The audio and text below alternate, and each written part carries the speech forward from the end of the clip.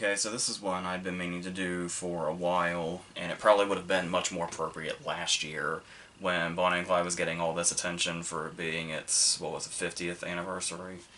And the two-night re-release in theaters, which I was really lucky to be able to catch at one of those nights back in August. But yeah, it just kind of kept getting put off, so now we're finally here with this. And obviously, this is yet another one of those cases where it could have probably been a number of movies you could have put up against Bonnie and Clyde, whether it be like Badlands or something a bit more. Maybe if you want to go modern, something like Public Enemies almost feels kind of right in that same vein. But honestly, the main reason I wanted to do this was to draw some attention to gun crazy. I don't not that a shitload of people will see this, but the few that do, I wanted to get as much attention to gun crazy as I possibly could, because it's basically this, I actually want to start with it. So we've got this, basically it's kind of been pushed off and categorized as a B movie, but it definitely has been able to find a cult following. I was actually reading about it in some book that has quite a few of these, and that's how I even heard about it. Like, I had no knowledge of it whatsoever prior to then. And yeah, obviously it's also based on Bonnie and Clyde, loosely, but you get a sense. But obviously the roles seem to be a little bit reversed, and because we actually start with our lead character, who is John Dahl, who was the other guy with Farley Granger and Rope. He was also in Spartacus, you might remember. But when we first see him, he's played by Russ Tamblyn, so he's younger.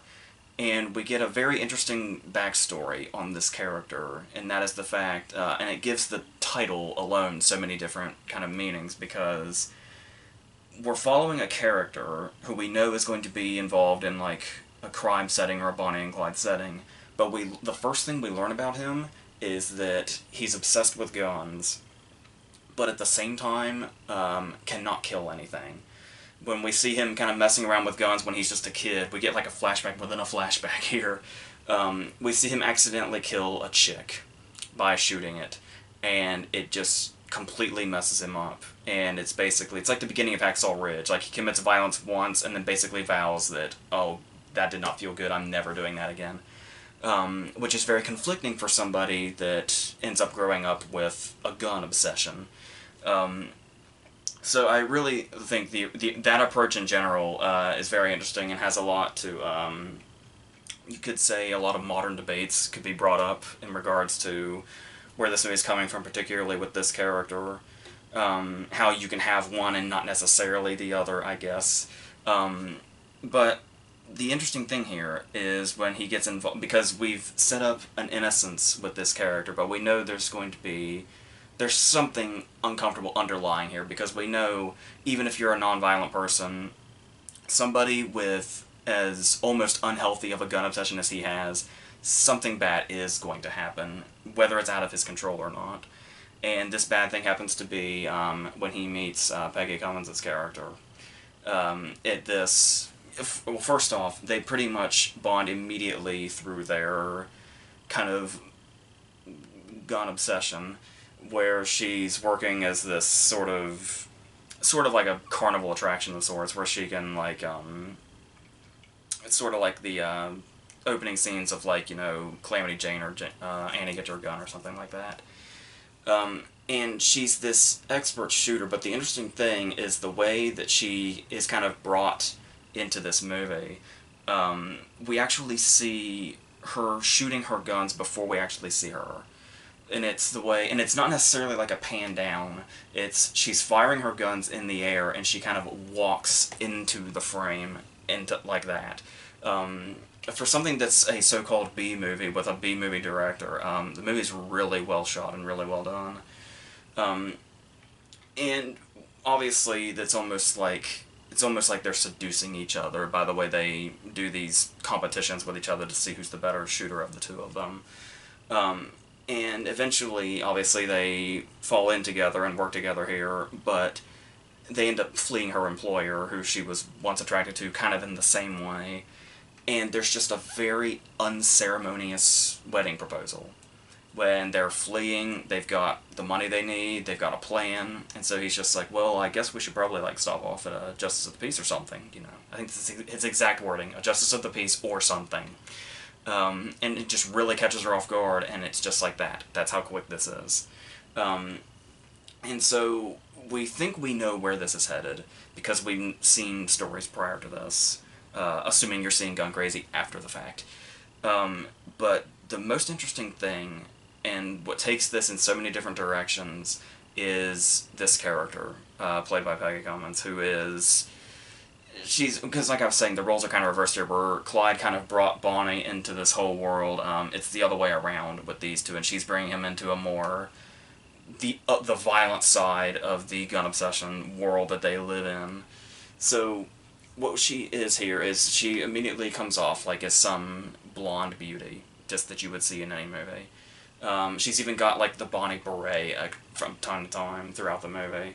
But she's throughout, no matter what the scene is, even if it's supposed to be like romantic, there's something in her eyes that's like really cold, and there's like always kind of a darkness looming that we can feel.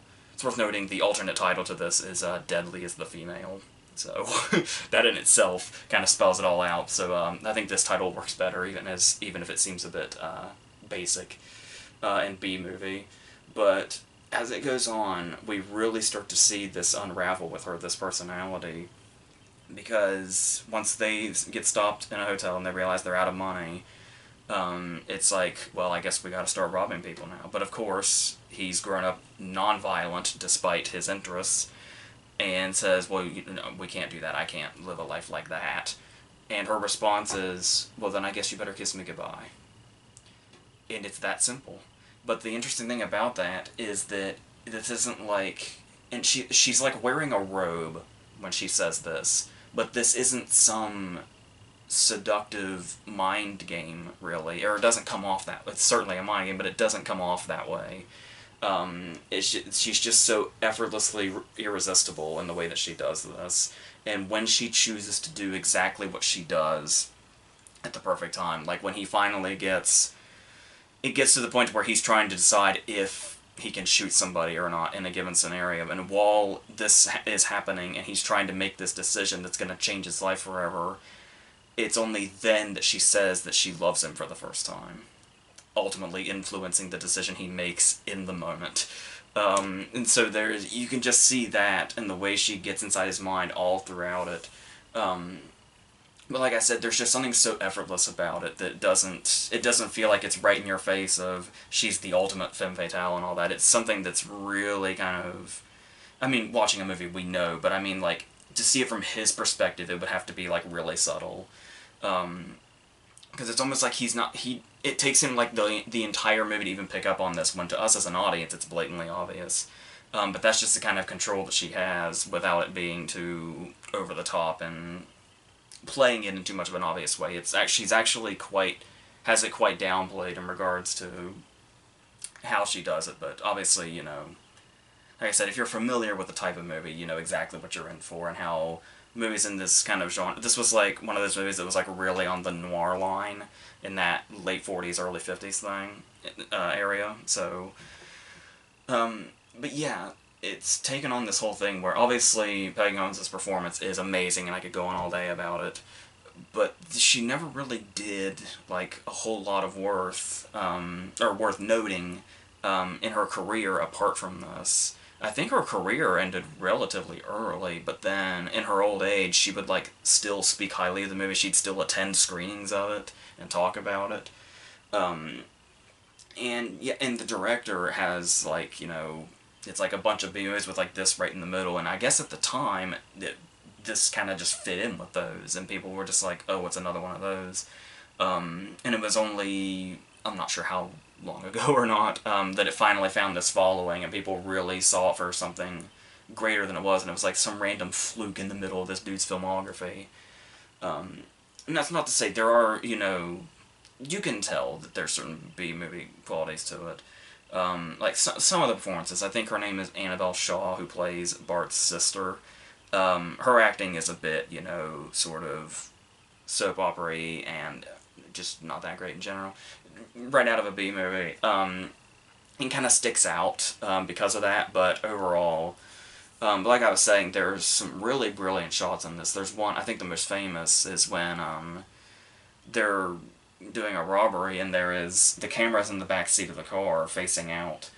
But as this happens, he gets out of the car and he goes in to rob the place, and then a cop approaches, and she gets out and goes to kind of distract the cop before he comes out. But the thing is that the camera never leaves the car this whole time, and it kind of gives you that sense of urgency of this is where we need to be because we've got to get out of here as soon as possible.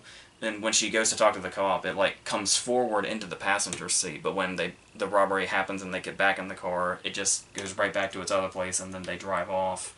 And this goes on for a while before there's another cut. And in like 1949 or 1950, that was like I because there's so much in film industry, I struggle to just throw out the word innovative, but that's the word that comes to mind. And there's also another great shot at the beginning when, after we've learned that he doesn't want to kill things with his guns by any means, so it's this shot of his hand in the foreground while one of his friends is named Clyde, by the way, and he's watching this happen, and they're shooting at this mountain lion, and his hand is twitching, and it's like you could take this for one of two things. It's either like he's so within this gun world that he like wishes he was pulling that trigger, he wishes he had, the strength to do that, which obviously ultimately she will give him later, and it's like him kind of instinctively squeezing a trigger as he hears that sound, or it's also him kind of flinching in a bit of a distraught way watching an animal get shot at. You could really take it for either one. I don't know if there's supposed to be a specific one of those, but I like just thinking about the fact that it could be either one, and that's really, you can really think about that for a while in regards to what this character does later. And yeah, there may be, I get, it's not particular, it's great, like, it's really great stuff. I think it's like, Bonnie and Clyde's obviously got legendary status. I think they're about right here, but obviously I can say that Gun Crazy, I guess, isn't totally perfect on top of those B-movie qualities. It's one of those movies where you may be left with some questions, like, the whole meatpacking plant scenario, when they kind of infiltrate it, they get jobs there, but the thing is that they're already famous by this point, and it's like, how did they pull that off if they're like worldwide news at this point, or at least countrywide news at this point? But once again, though, it just plays up, like, it really kind of starts the whole meatpacking plant thing kind of takes on almost like this classic heist thing, that after a while it's something that you like acknowledge, but then you just kind of stop thinking about it, because it's just, if you're really into it, then it's not really that important to you, questions like that. You just run with it and let it do its thing, and it'll sweep you up, regardless. So, yes, and obviously, being a Bonnie and Clyde story, we may seem like we know where this is going, but I must say, and since I'm like urging you to seek this out, I won't say exactly what it is, but you think about the ending of Bonnie and Clyde, and you think, well, Gun Crazy's ending must be similar, but the thing is the way it's executed, Gun Crazy's ending is more tragic, at least in my opinion anyway.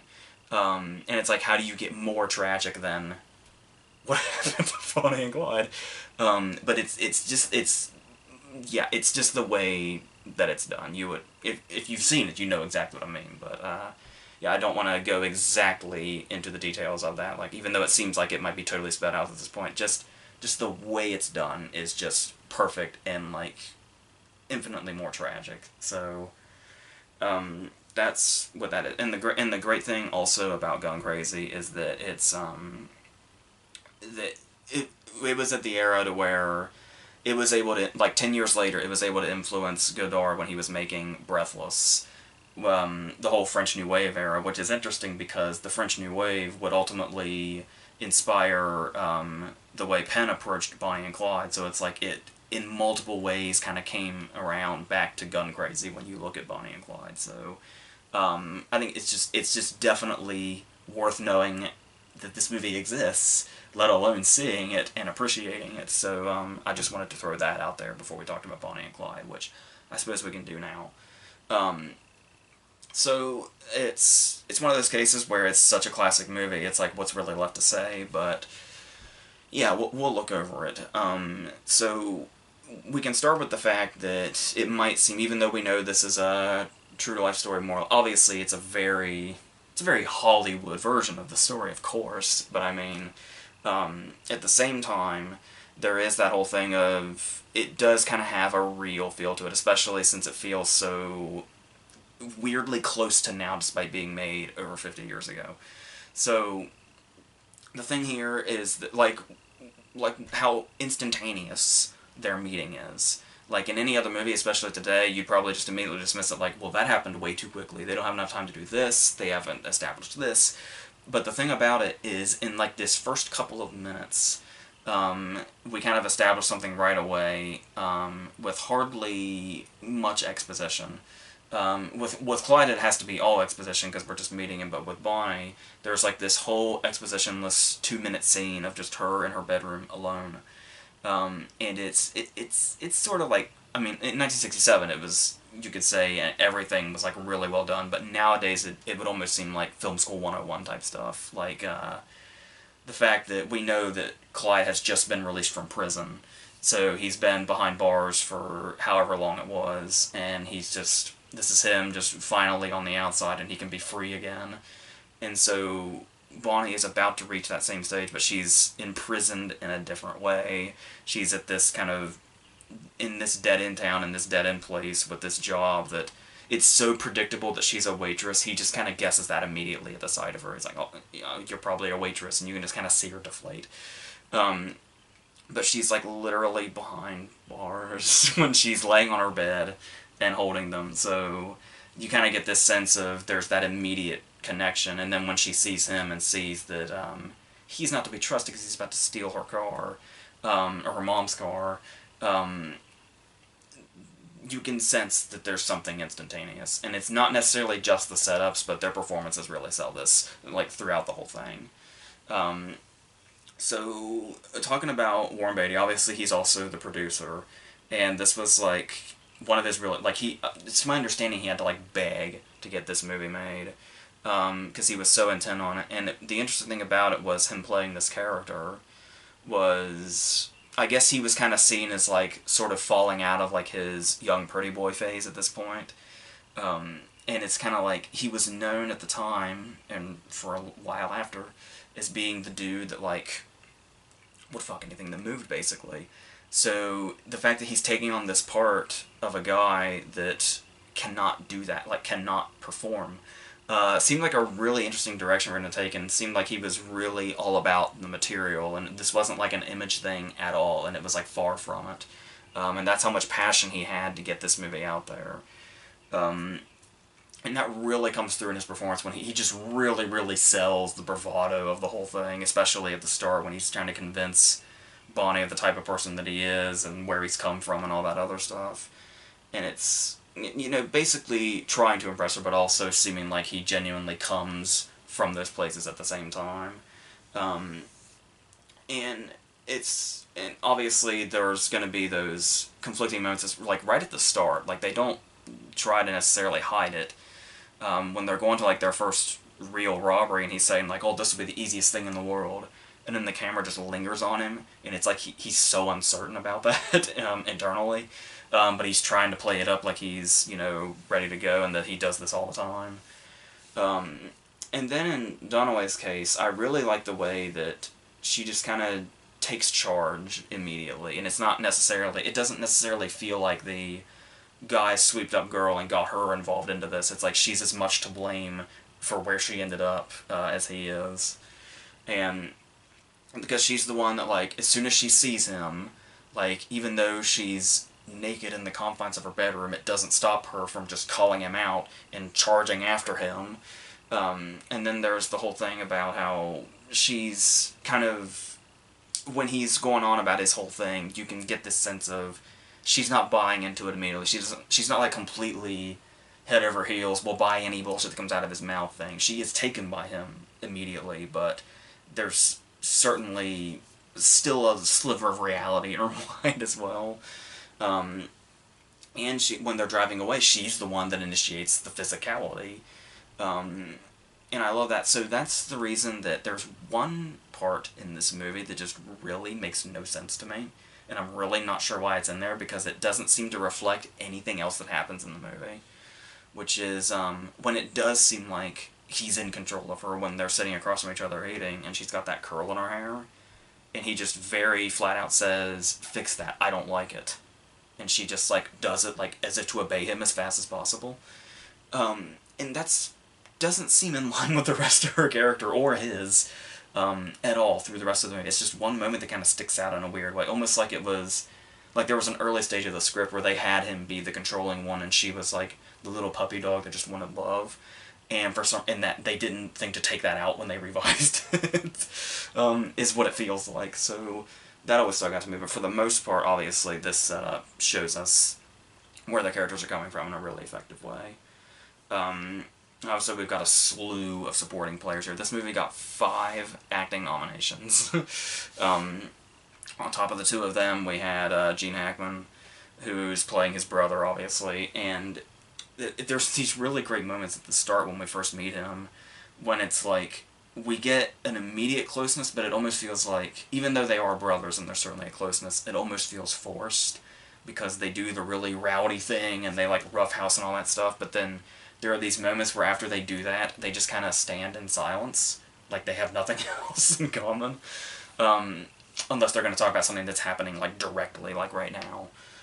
So I always found that interesting, and then, like I said, the way Hackman plays this character is just, you can really see, you can imagine the kind of family that Clyde grew up in, with the way he has that same kind of way about him, like even when he's just telling the joke, the milk joke, he says it with as much relish as he does, like, any other line in the movie, even when things are getting, like, really big. Just him telling this joke is, like, this big thing, and this big delivery. So I really like that. And then there is obviously his wife, Blanche, who is Estelle Parsons, who did win supporting actress. You might remember her from being Roseanne's mom on the show.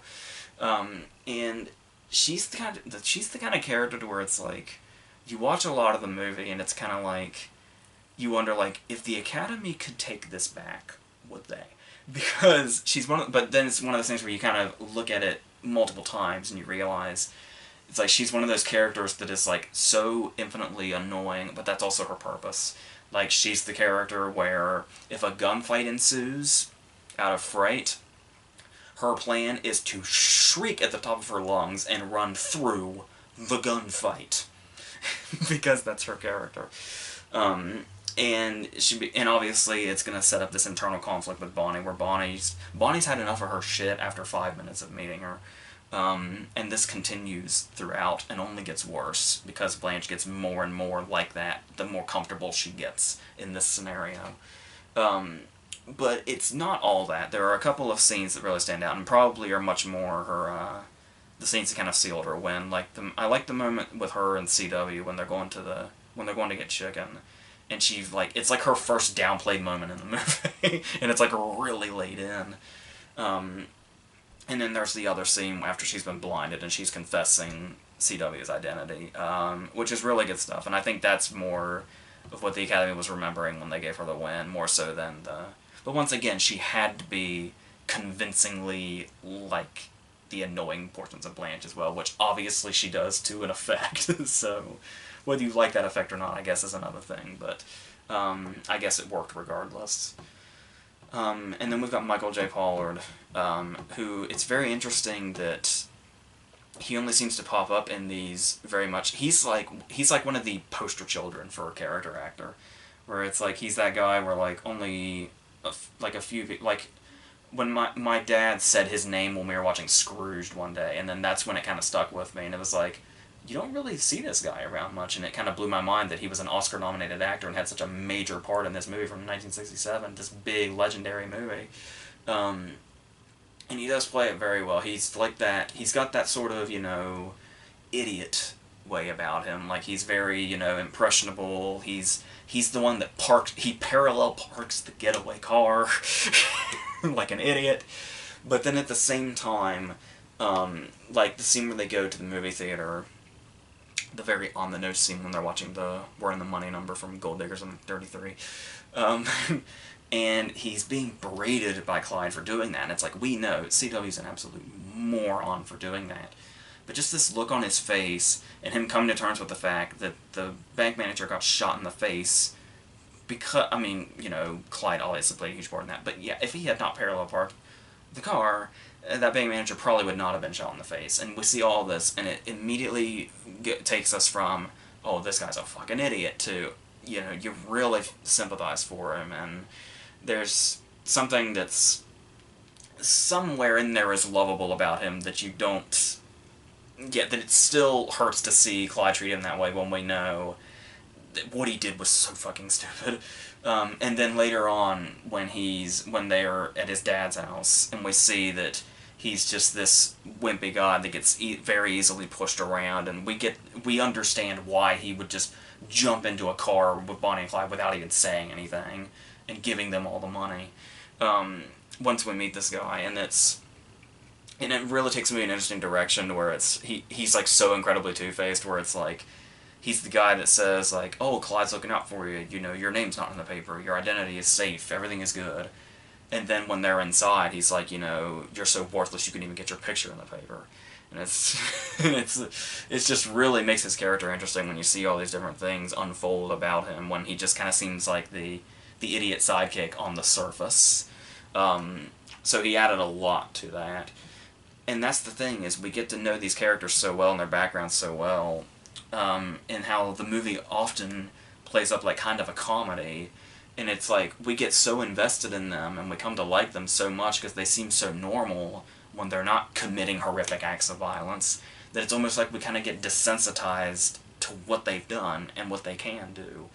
And it's in the way but the thing about it is, once they interact with people, then it's like when they have the cop and they're like taking his picture and Bonnie's like, you know, forcing kisses onto him and he's trying to make a getaway, or when Gene Wilder and his girlfriend are being chased by them, it's like, if we saw the movie from these characters' perspectives, this group of people would probably be terrifying, and especially with that kind of unknown quality, especially with Gene Wilder when they're like surrounding the car, like, this would be like a terrifying, like, almost like the Droogs kind of thing if we saw from their perspective. But since we see it from Bonnie and Clyde and everybody else's perspective, this is just like a silly scene of them messing with people. So it's very interesting to see it from that side. And then, yeah, talking about Wilder, it really shows just how the movie can really go back and forth between what's comedic and what's kind of violent and horrifying. Because it's like we have him doing his thing where it's like, I'm going to tear them apart, and it's like, or maybe we should call the cops. Like this classic Gene Wilder scene in what I think is his first movie. It was the year before The Producers. And so, but then Clyde turns around and says, you know, let's take them. And it's like, once again, that would be sinister under any other circumstance, but because we know the characters, it just feels like, yeah, until there's actual bloodshed, we feel like it's okay, and they're almost like, we end up buying that they're kind of the heroes of the movie until something just bites us right in the ass and reminds us they're not at all.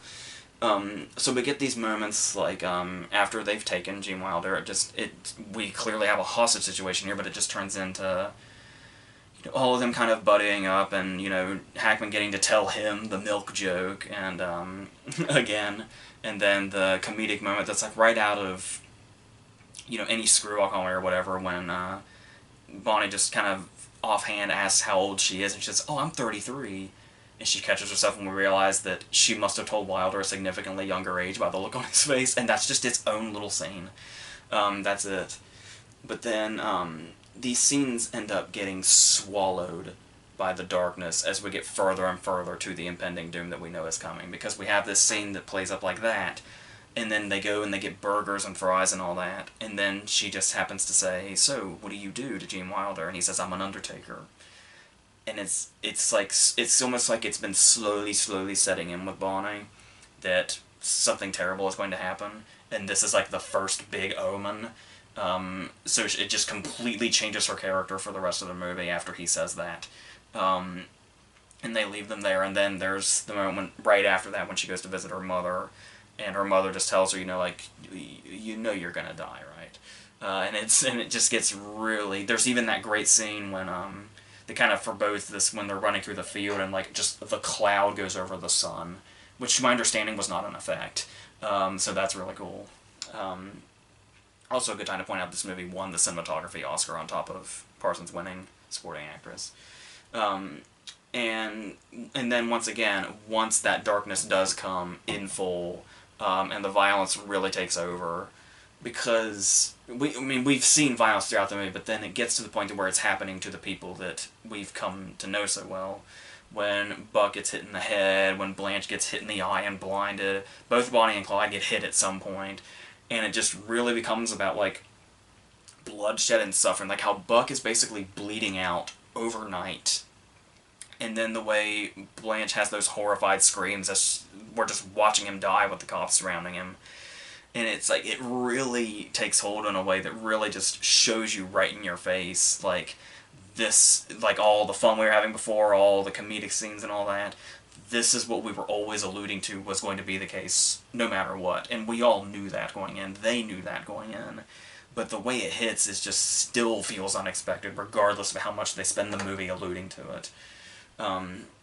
With the way they go back and forth, like how the first scene starts with the comedic robbery, when he's only able to get like $1 and something from the guy because the bank's just cleaned out, and we're like, oh, that's, then Bonnie can't stop laughing. It's this great scene. But then the next scene, after we've had a laugh about committing robberies, Clyde is attacked with a meat cleaver the next one, and it really shows you the drastic shifts right away. That's in like the first 15 minutes that these can make.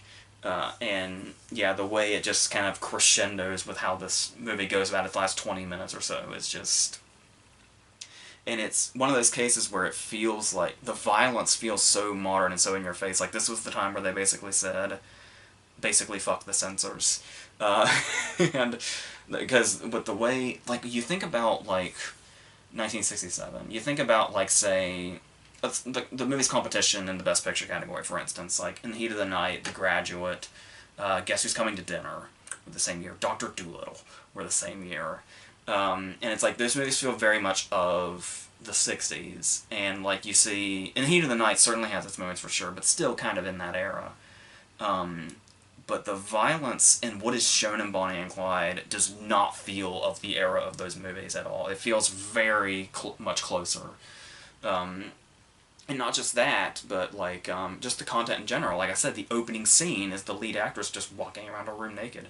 This is 1967. People were not really used to this. And apparently it like really put like critics off too. Like people, they just completely pushed the movie away and said, we don't want to see that. This is, garbage. And then it was only as the year went on that everybody saw it again and reviewed it once they knew what they were in for and just how hard-hitting the movie was. And then it got the legendary status. Then it got the 10 Oscar nominations. And yeah, talking about the violence as well, I've noticed that, I didn't really notice this watching it before, but until I was in the theater. And then I noticed it on this DVD as well. You talk about how loud action scenes are in movies nowadays. This is 1967. The gunshots in this movie are cataclysmically loud, especially in a theater, and especially the final scene. And just the action in general, and it really... And I like the way they also kind of allude to that bloodshed in the opening titles, when we get Betty Faye Dunaway's names and the title of the movie, and it's the white font that kind of fades into red. It's a really cool effect to kind of show that impending doom as well. But like I said, when we get there, it like really settles you in with, oh, this is just a fun story of young people being young people who just happen to also kill people. Which in the tagline of the movie just very quickly lays that down, and you just kind of go with it. But that's the thing is that you get so comfortable is when they hit you with it, they really fucking hit you with it. And it's just really leaves this impression. Like I said, it's easy to see why 1967 audiences were not ready for this when they first saw it anyway. So that's, yes. And then there's even like a really great car chase in this that is just as good as maybe one you'd see today, if not as elaborate. Even the way they're cutting back and forth between the cops and the witnesses, it still never really breaks. And like I said, that darkness is always around. Even during the car chase, we just cut to a witness saying, I'll bring a mess of flowers to their funeral for sure. And that scene still ends up ending comedically with the I ain't gonna risk my life in Oklahoma thing. So, yeah, and then even apart from all this, like I said, it's very well shot with the Oscar-winning cinematography. The scene where they visit her family as well there's that fuzziness that makes it feel like, it kind of feels like a memory, but also kind of, or like a whole movie, but also kind of like a dream almost. And it's like this kind of last moment of happiness before the shit hits the fan. And even before that, there's also, or when we're in that direction, there's the moment when Bonnie writes the poem. And it's like, regardless of what we've seen and regardless of what we know this movie's capable of, it still manages to fit in one more scene that feels legitimately romantic regardless of what they've done. When he sees that she's basically laid out his whole life story, and he says to her, like, you've made me somebody they're going to remember. And they finally do what they haven't been able to do the whole movie. And it's this really genuinely romantic thing, regardless of everything else, that just actually really works when... It's kind of a miracle that it works, when you really lay down what these characters have done up to this point and what the movie has done tone-wise, but... And then, yeah, it would go on to influence movies like Badlands and Thelma and Louise and basically any of those, two people or so on the lam movies with tragic endings and all that. So, yes, and maybe even a couple of Malick's movies. Personally, I think Badlands is Malick's best movie, so that really says something about this. So, yes, now, back in the day, especially around the time I first saw it, I would have, said time and time again that I actually prefer Gun Crazy to Bonnie and Clyde, but the thing about it is, after I was able to revisit it in a theater last August, and I've revisited this DVD maybe 3 times since then, Bonnie and Clyde is has really grown on me over this past time or so, this past year or two. So they're much closer than I remember them being, but and I would say I guess you could say Bonnie and Clyde is like almost objectively better, especially in regards to the production and like the costume design. All that stuff is just almost perfection. So I would say I'd probably give the edge to Bonnie and Clyde, but I definitely want to make sure that attention is drawn to Gun Crazy, more so than even the cult following has brought onto it. So, but at least it has that, which is good. So, but I mean, yeah, and like I said, even all the influences kind of stem from this, and it's almost like it, directly influenced Godard and the French New Wave, which ended up, influencing Bonnie and Clyde as well, but I do think that overall there's a reason Bonnie and Clyde is the movie that did stand the test of time, but Gun Crazy should be as well, so there are those. So tomorrow, I'm assuming, at the order of these now, you'll get like A Quiet Place, and I'm still deciding if I'm going to see Blockers or not, as well as Love, Simon, and Lynn Shelton's new movie as well, so all that stuff to look forward to. And next, I might go big again, like I was talking about with the Armageddon video last week, next week, so we'll see what happens with that. So until then,